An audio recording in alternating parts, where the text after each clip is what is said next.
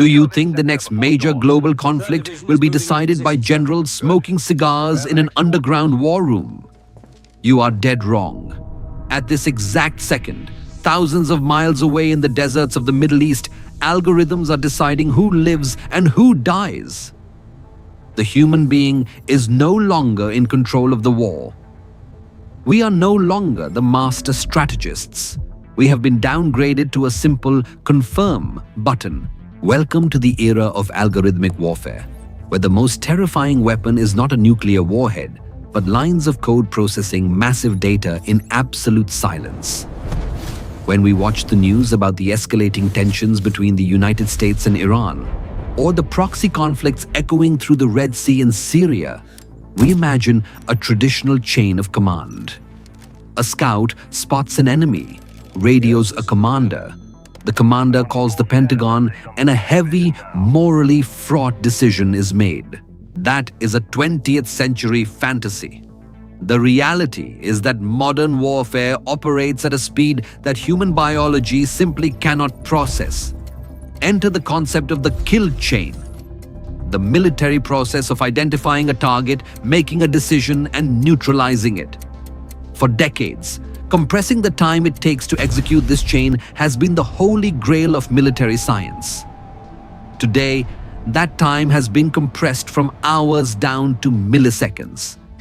And it was not achieved by better physical training.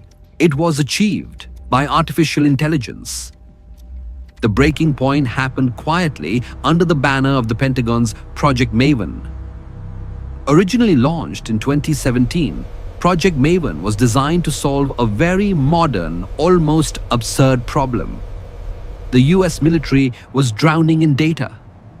Drones flying over the Middle East were recording millions of hours of high-definition video, far more than human analysts could ever watch in 100 lifetimes. So the Department of Defense partnered with Silicon Valley to deploy advanced computer vision and machine learning. Project Maven scans oceans of pixelated desert landscapes in real time. It does not sleep. It does not blink. It does not feel fatigue.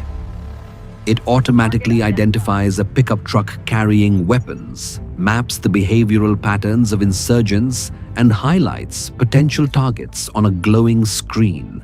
By the time a human operator looks at the monitor, the AI has already done the hunting. It has already made the cognitive choice of what constitutes a threat. But computer vision was just the beginning. The true shift, the real-life Black Mirror episode we are currently living in, is the introduction of large language models into the battlefield. Imagine a software interface that looks eerily similar to ChatGPT. But instead of writing emails or summarizing documents, it commands a multi-billion-dollar military apparatus. This is exactly what companies like Palantir have built with their artificial intelligence platform, or AIP, currently being integrated into modern defense systems. In official demonstrations of these systems, the scenario is chillingly clinical. A military operator types a prompt into the system. Enemy activity detected in Sector 4. Generate 3 courses of action to neutralize. In seconds, the AI analyzes satellite imagery, intercepts local radio communications, calculates the fuel levels of nearby friendly drones, and assesses the collateral damage radius. It spits back 3 options on the screen. Option 1, send a Reaper drone. Option 2, coordinate artillery fire. Option 3, deploy loitering munitions. The human operator simply clicks execute. We have turned the grim, chaotic reality of war into a video game prompt. The AI calculates the logistics of death, optimizing it the exact same way an algorithm optimizes your social media feed for maximum engagement. The objective is pure, unfiltered efficiency in neutralizing the enemy. If you want to understand the technology that is actively shaping our survival and our future, hit the subscribe button. Welcome to Beyond Biology, where we decode the systems running our world. Let's dive back into the dark tech of modern warfare, The intelligence of these systems is terrifying, but it requires physical avatars to execute its will. Enter loitering munitions, commonly known as kamikaze drones. Whether it is the American-made Switchblade or the Iranian-designed Shahed drones, these weapons represent a fundamental shift in how lethality is delivered. Historically, a missile is fired at a specific coordinate, but loitering munitions are fire and forget. They are launched into the sky without a specific target locked in. They loiter, circling an area for hours, using their onboard AI to scan for targets that match their programmed criteria.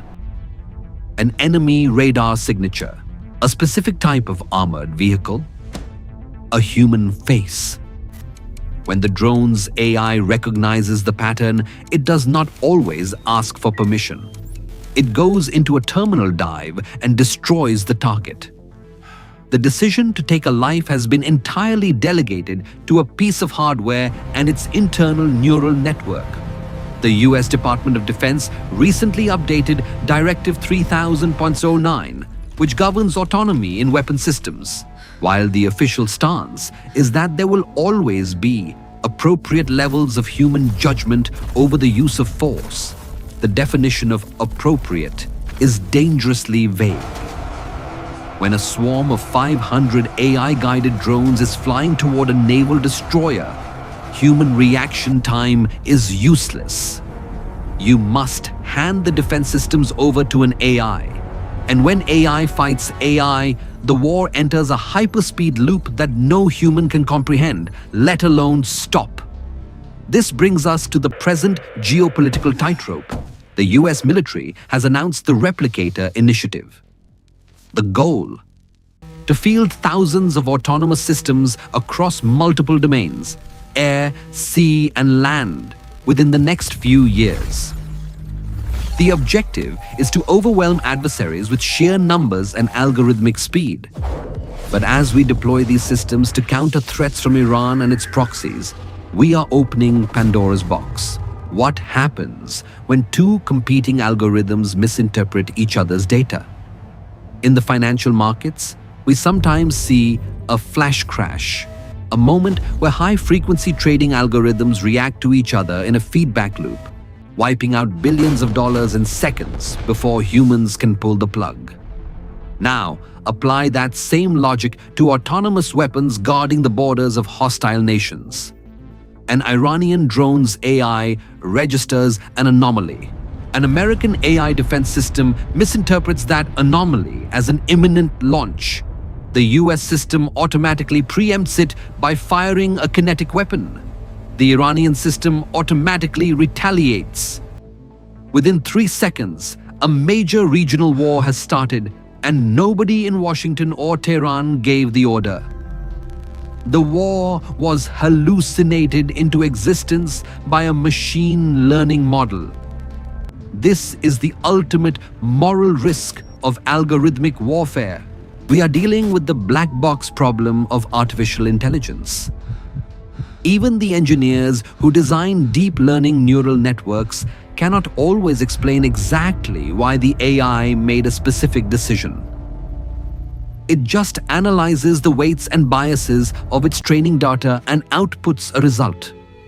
If an AI flags a civilian convoy as a hostile military transport because the training data was flawed and a strike is authorized, who is guilty of the war crime? The human who clicked confirm, trusting a system they do not understand? The software engineer in Silicon Valley who wrote the code?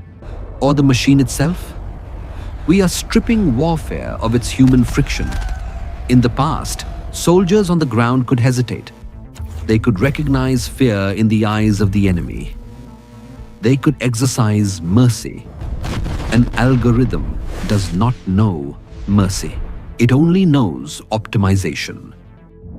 We are standing on the precipice of humanity 2.0, but we are bringing our most ancient primal flaw, warfare, with us into the digital age. By delegating the right to kill to artificial intelligence, we are not just making war more efficient, we are making it easier to start and much harder to stop. The conflict between the US and Iran is the testing ground for this terrifying future. The weapons being tested in the skies over the Middle East right now will eventually define global security for the rest of our lives. We have built machines that think. And now, we are teaching them how to hunt. What are your thoughts on delegating human life to an algorithm? Drop your perspective in the comments below. Stay curious, stay vigilant, and remember, the future is already here. It's just classified.